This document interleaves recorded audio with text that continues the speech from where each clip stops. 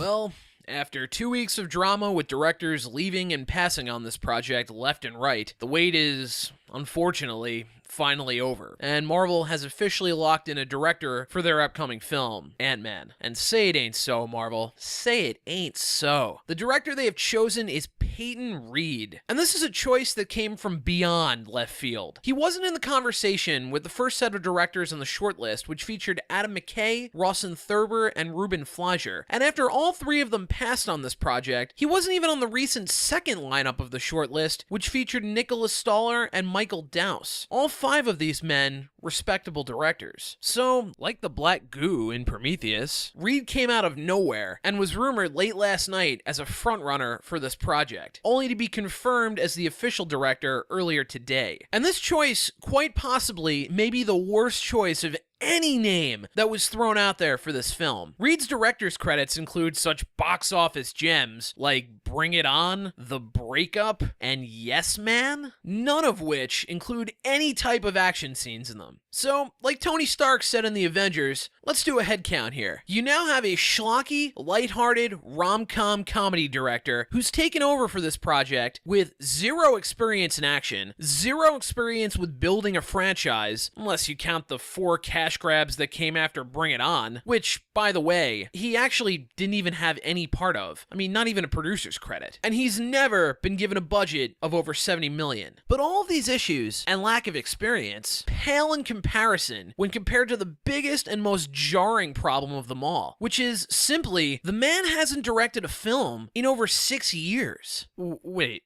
what? I mean, unless you're Will Smith, or you got LOL Tom Cruise money lying around, what director sits out and does nothing for 6 years? So it makes me think that this wasn't by choice, but rather by no one trusting this man enough to allow him to take the reins on a film project. So why this guy? Well, in my opinion, I think this is an obvious sign that no one wanted to step into the shoes that Edgar Wright left when he departed this project. And Marvel scrambled to find anyone to take over so that they wouldn't have to delay shooting on this film, as it's supposed to be the opening film in Marvel's Phase 3 of films, or scrap the project altogether. But honestly, this is not the guy you want for this. If this film doesn't turn out to be great, it's going to tarnish your brand a whole lot more than by just admitting it's not ready and delaying filming on it. My biggest fear now is that Ant-Man is going to be a rushed, muddled, actionless rom-com that does an incredible injustice to a character that most people outside of comic book readers don't really know, and turn him into the Ryan Reynolds Green Lantern of Marvel. And no one wants that, especially not me.